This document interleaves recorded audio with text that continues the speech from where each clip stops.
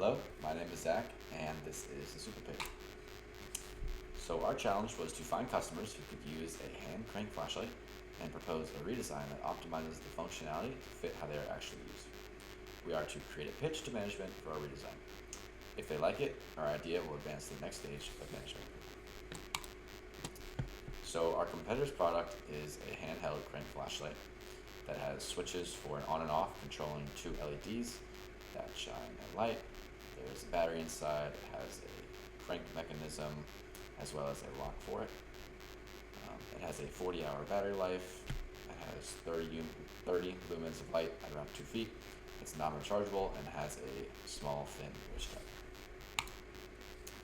So for benchmarking, we decided to conduct 5 different tests for a brightness test, a battery longevity test, durability test, sound test, as well as an ease of use test.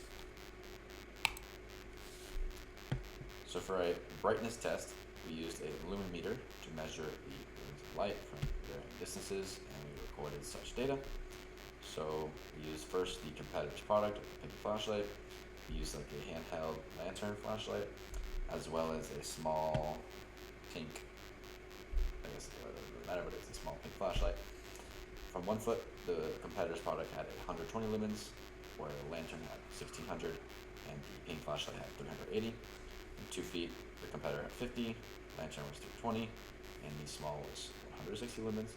And then from 6 feet, it dropped significantly, and the pinky flashlight was at 8, lantern was around 30, and the small pink flashlight around 19. Our second was the battery life test, so we used again the competitor's product, and then we used a double powered travel flashlight. And so our pinky flashlight survived between 24 to 36 hours. We were unable to get an accurate measurement because we were out for the class, but that was where we saw that we confirmed it was a lot, and then it stopped. For the double A powered travel flashlight, we got it. We saw that it was still going past 36 hours. So for our third test, we had the durability test. This is where we had we were dropping the flashlight from varying heights to see if it would break, what parts of it would still work, and so we measured the on and off switch, the crank lock switch, the light, internal damage, or case cracking, all as different measurements. And so at 2 feet after the drop, we noticed some cracking of the case.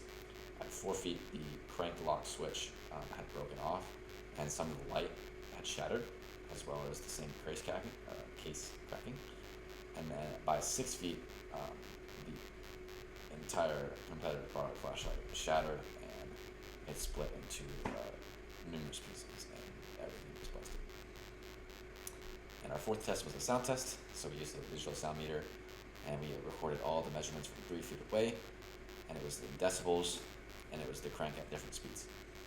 And so at slow speed, it was around 28 decibels, and a medium average pace cranking, it was 33 decibels, and then a fast 4 cranks per second was 40 decibels.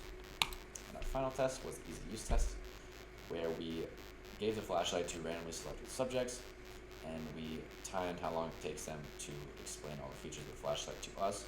So we would give them in a box, they would take it out, and we would say, please explain all the features that this flashlight has, and that was it. And we would let them have it, look around, try and gauge all the different things. And so we did 5 different subjects. They all never seen a hand crank flashlight before, or a pinky flashlight. And subject 1 took 30 seconds, subject 2 18 seconds, 3 25, subject 4 was 60, and subject 5 was 35. This was a little quicker than we had anticipated, but we still added some things into our final design. So for our target customers, we really wanted to get a large scope of different demographic of customers. So we wanted to have parents of children for their kids to use it as a toy. We also wanted adults preparing for natural disasters, as well as hikers, and additionally the military. So the interpreted needs from the parents with children, they wanted quiet cranking, have it fit in common spots, like a small, keep it compact size, have it durable, safe for the children, and they liked the look of the pig and potentially other animals. And then for the adults preparing for natural disasters or hikers, they wanted a long battery life. They wanted it to be rechargeable, durable, a better and more efficient crank, as well as a brighter light.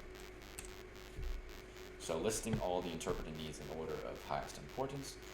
After all the interviews, we had, as well as the testing, we had long battery life, was one. Number 2 was the bright light. Number 3 was the rechargeability. The number 4 was that it still can fit in those tight places. 5 was a quieter crank. 6 was more durable. 7 was safe for children. And 8 was water and bulletproof. And I do want to add now that at my high school we did this project in groups. And so two of my other teammates were not taking this project very seriously, and even with our teacher stepping in, we had to settle for some of the things he was saying, and so one of them was incorporating bulletproof. And then number 9 was portability. So this was our redesign. We were going to incorporate to the competitor's flashlight, we were going to build off it, and we were going to add a Duracell battery, the one that you commonly find in smoke detectors. We were going to make it rechargeable, and when we dissected the Piggy flashlight, we found that one of the wires from the magnet connect directly to the light, which is why it makes this subtle flashing. And we realized we could take that wasted power, because that little light is sometimes, in our opinion, it was wasted when we could have gone 2 wires to the battery, when only one was the battery, one was the light, to double the rechargeability. We have the Kevlar casing. We want to increase the gear size to increase the gear ratio. We wanted to increase the magnet to increase the magnetic flux created, as well as have a rotary crank, and then a silicone casing on the outside as well, outside of the Kevlar. And then we would have different symbols like an on and off switch for visual aid. So with this redesign that I've mentioned, we looked at different comparison of things like increased battery life, brighter light, and we decided if it was better than the competitor's product, equal to the competitor's product, or worse.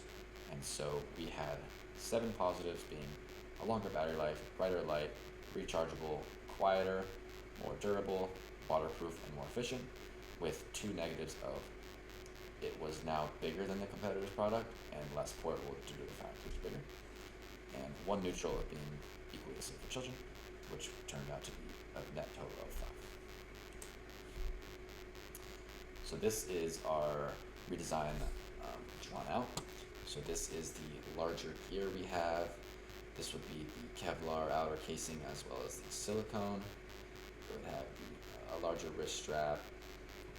This is the larger battery, and you can see the wires right here, both coming off the magnet into the battery. You would have the on and off switch with label for clarity.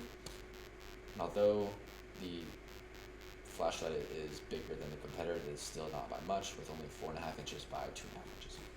And this is a different side view. You can see the size of gear, as well as battery and the wires coming straight from the magnet to the battery, and then the rotary crank down here and how it would look and operate to increase the full crank for more efficiency. When you realize that you're cranking the side, the wasted time of coming back up when that could be used to continuously crank and charge. So it is the Super Pig, an unbreakable light for unpredictable nights, for only $19.12. Key features are the rotary crank, the Kevlar inner casing, silicone outer casing, 1 larger battery, a rewire of the crank, higher gear ratio, symbols on switches, and a better magnet. We plan to capture new markets and gain back the majority of the overlapping market shares over our competitors. Our next steps are to begin production immediately to get into stores nationwide, continue our testing, market, and scale. Thank you.